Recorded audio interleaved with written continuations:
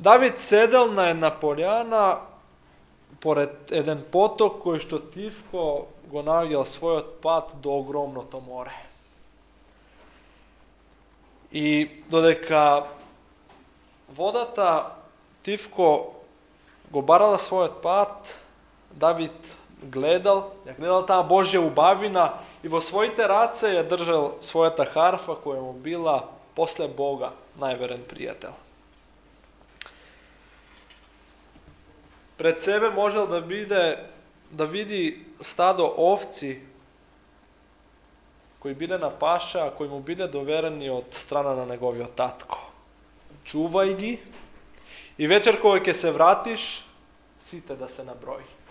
Ако треба, и жртвувај се за нив. Ако лавот ги нападне, ако мечката дојде, ти храбро ќе истапиш и ќе ја спасиш секоја овца и секој јагне. И така, гледајќи ги сите тие Божји убавини, неговите прсти почнале да свират некоја мелодија. Се поврзал со Бога и од неговите устни почнале да течат зборовите. Господ е пастир мој. Ништо нема да ми недостасува. На зелени пасишта тој ми дава починка. При тивки води ме води. Ја освежува мојата душа. Ме води по патеките на правдата поради своето име. Ако тргнам и низ долината на смртната сенка, нема да се уплашам од злото, зашто ти си со мене. Твојот жезл и твојата палка ме утешуваат. Приготвуваш трпеза пред мене. Пред погледот на моите непријатели ја помаза мојата глава со масло. Мојата чаша се прелева. Навистина, благоста и милоста ќе ме следат низ сите денови во мојот живот. И јас ќе престојувам во Господовиот дом за секогаш.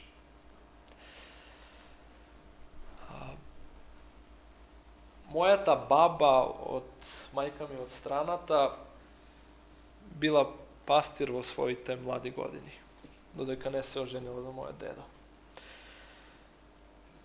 И кога и да отидев кај нив на гости, и велев, бабо, раскажувај ми нешто од тие случки. Што ти се случило со овците? Таа е од Крива Паланка, од едно планинско село до Рачка река. И таа, кога ми ги раскажуваше тие вистински приказни кои што ги доживеала, во моите очи таа беше херој. Не така ретко се случувало да таа се бори со волкови, таа слаба девојка, само да ги спаси своите овци. Знаете, да се биде овчар, да се биде пастир е жртва. Во планина си сам и не знаеш што ќе се случи. Вели, се сеќавам на една случка, беше убав ден, но одненадеж дојдоа темни облаци и удри гром во сред стадо. И јас бев таму, не можев веќе да слушам, пошто јак звук произвел громот.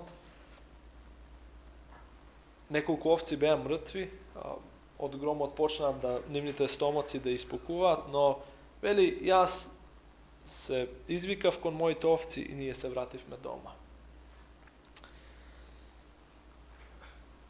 Меѓутоа, сега кога сум малце постар и кога размислувам за тие случки, повторно доаѓам до заклучок, чекај, колку жртва, колку непријатни ситуации, колку ризик да го изгуби животот, а таа сепак не престанала да се грижи за овците.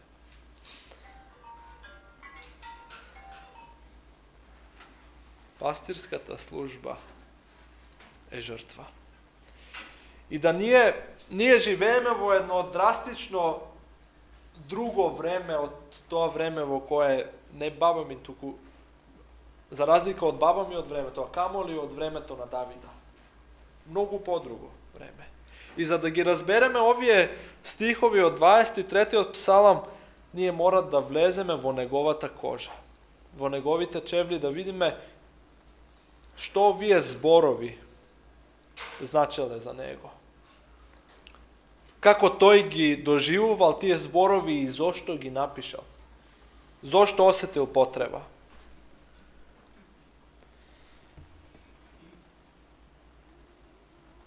Можеме да ги објасниме на некој теолошки начин, меѓутоа фали тоа да со срце го разбереш. Можеме со ум да ги разбереме, но, драги браќа и сестри, Библијата не е напишана за ние да ја разбереме интелектуално, него да ја вдишиме во нашата душа. Со срце да ја разбереме. И кога ние ќе влеземе во таа култура, во која што Давид живеел, тогаш секој еден збор од овој псалам ќе стане мелем за нашата душа. Како што можете да приметите, овој псалам е поделен на два дела.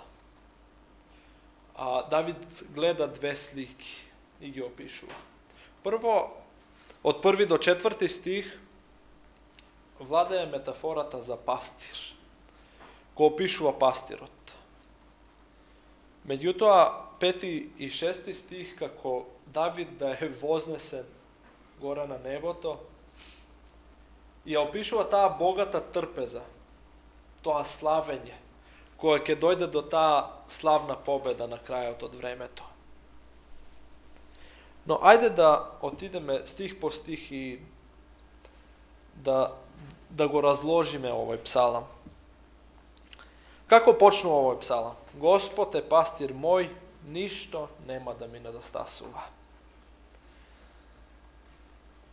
Како прв збор од овој псалам, Давид го бира зборот Господ, односно Јахве. И тој го користи Божието име да би истакнал кој е тој пастир. Кој е тој што ме чува мене, кој е тој што те чува тебе, кој е тој што го чува секој еден човек на оваа земја. И после вели Господ е пастир мој. И покрај тоа што на земјата чекорат 7-8 милиарди луѓе, тој пастир, тој Бог е лично твој и лично мој. И тоа покажува еден голем дел од Божиот карактер. Знаете, во христијанството се појави една струја која се нарекува деизам. Бог ги навил механизмите на овој свет, ги подредил работите и сега се е пуштено да оди по својата волја. Бог не се грижи за нас. Но оваа прва реченица од овој псалам ни докажува нешто спротивно. Бог е уклучен активно во делувањето, во постоењето, во живењето на овој свет. Добриот пастир ја знае секоја своја овца поединечно, без разлика колку е големо или мало неговото стадо.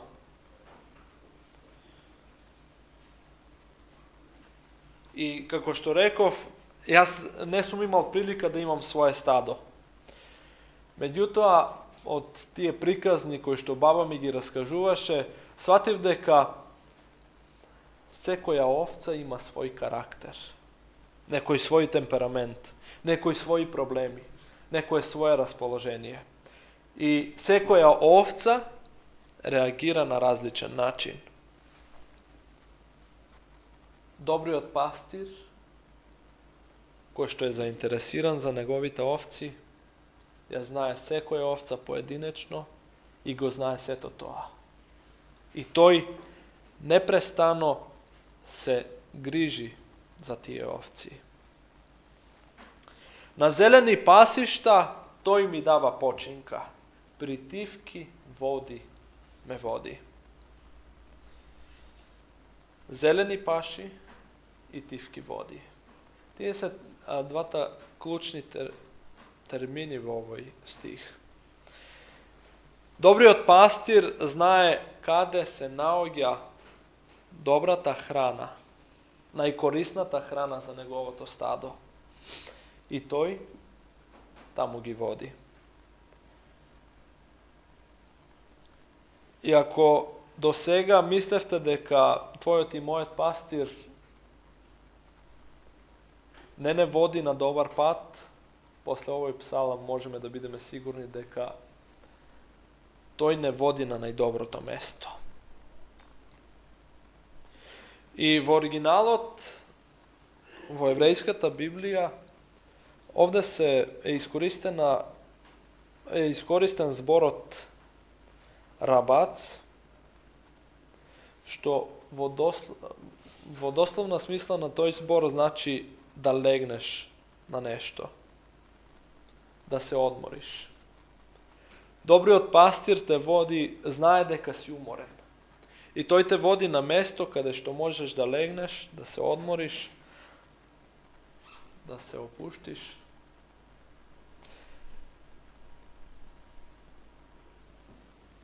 И не само тоа, туку и да се нахраниш, да ги задоволиш своите потреби. И пастирот знае и каде се наоѓаат тие тивки води.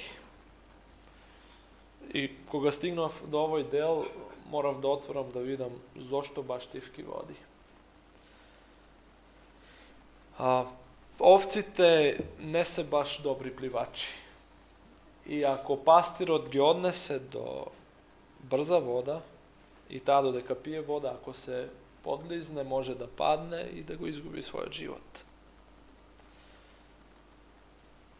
И затоа добрите пастири избегаваат брзи води. Зошто? Бидејќи не сакаат да животите на нивното стадо бидат во опасност. Твојот пастир те води покрај тивка вода. Затоа што не сака да те стави во опасност да те изгуби. Знае до каде можеш и колку можеш. И ако до сега мисливме дека Бог не мари за нас, дека му е сеедно каде се наоѓаме, овој псалам го докажува спротивното. Јасно ни покажува дека пастирот сака да бидеме на сигурно. И дека тој нежно се грижи за нас. Ја освежува мојата душа, ме води по патеките на правдата поради своето име.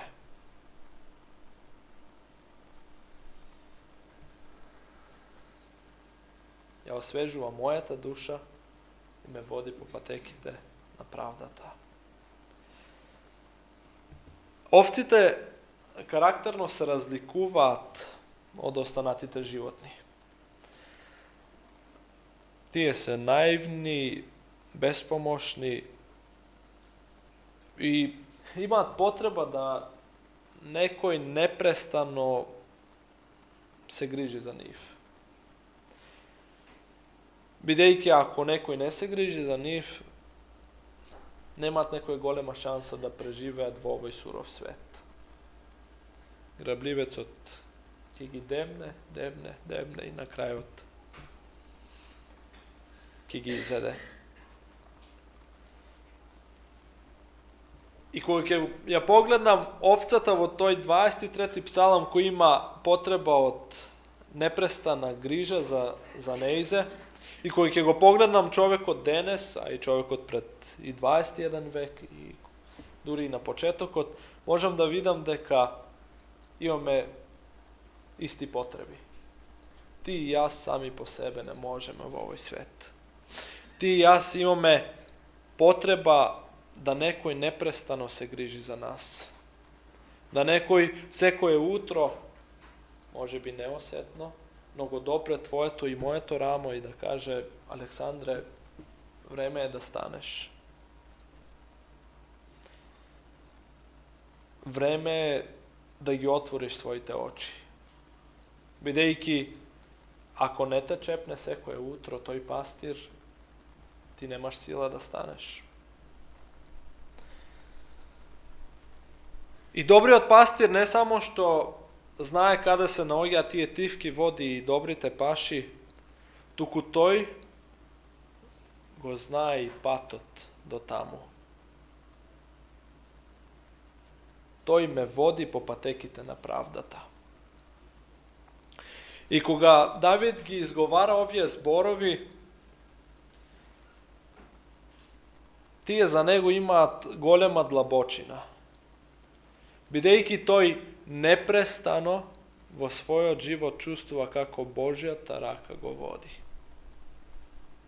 Како Божјата рака го спасува дури и кога животот му виси на конец. Не било секогаш лесно, но Бог го водел по најдобриот пат. Не му е било лесно кога бегал од Саул и се нашол во иста пештера, но знаел дека Бог е тука со него. Знаел дека Бог води. И мене и тебе денес Бог не води. Мораме да си признаеме и да бидеме искрени дека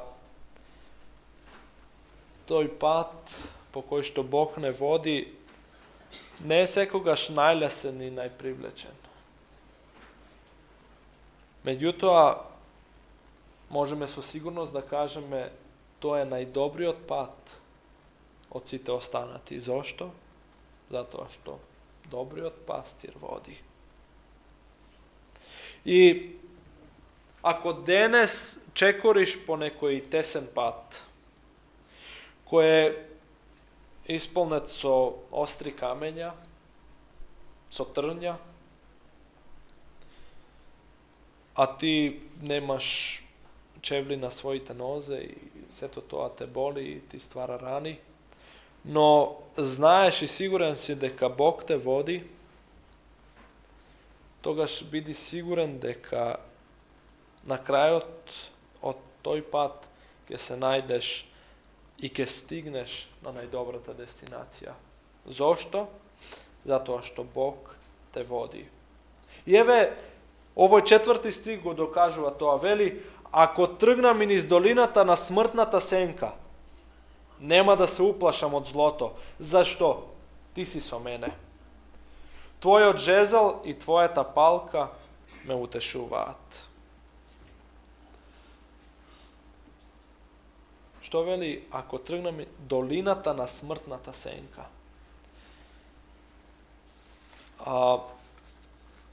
Овде во оригиналот е искористен еден збор кој што значи мрачна дупка, на која што не можеме да и го видиме дното. И Давид вели, ако чекорам и по таа мрачна дупка и не можем да видам што се наоѓа под мене, не можем да го видам крајот, не се плашам, зашто ти си со мене. И тоа е една поука за нас. Често се случува да одиме, чекориме и кога ќе погледнеме, не можеме да го видиме дното. Не знаеме што се наоѓа под тоа. И таа мрачна дупка ги представуваат сите тешки моменти во нашиот живот.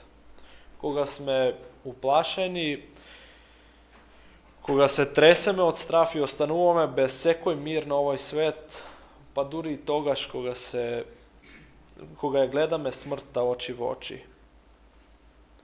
Дури и тогаш нема да се уплашам. Зошто? Кога е нормално да се уплашиш? Затоа што знам кој е со мене.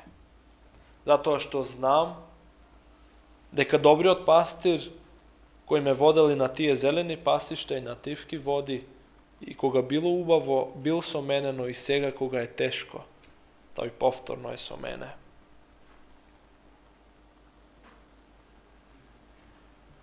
Приготвуваш трпеза пред мене, пред погледот на моите непријатели. Ја помаза мојата глава со масло, мојата чаша се прелева. Навистина благоста и милоста ќе ме следат низ сите денови на мојот живот и јас ќе престојувам во Господовиот дом за секогаш. Овие два стиха представуваат кулминација на овој псалам, бидејќи даваат важност на сите овци, чиј пастир е Господ Исус Христос. Замислете сега дека пред вас е представена царска трпеза, царска храна, која што не може секој ден да се види. Може би ние сега можеме се да пробаме, но во тоа време имало разлика. Обичните луѓе јаделе секој ден леп, маслиново улје, иако биле малце подобро стоечки и маслинки. А царот имал се. И сега Давид ја гледа таа царска храна, која веројатно до тогаш не ја пробал. И сега е ставена пред него. И сега замислете таа иста храна која што царот ја јаделе поставена пред вас, а околу вас може би и не така убава гледка, но околу вас се сите непријатели на чело со вашиот најголем непријател, кој што цел ваш живот покушавал да ве одврати од пастирот. Кој што цел ваш живот покушавал да ви го одвлече вниманието, да го оставите својот пастир кој што се грижал за вас и да ве однесе по еден друг пат. Но сега гледа дека не успеал, затоа што вашата глава е помазана со масло кое ви дава признание дека ти и јас сме синови и ќерки на пастирот.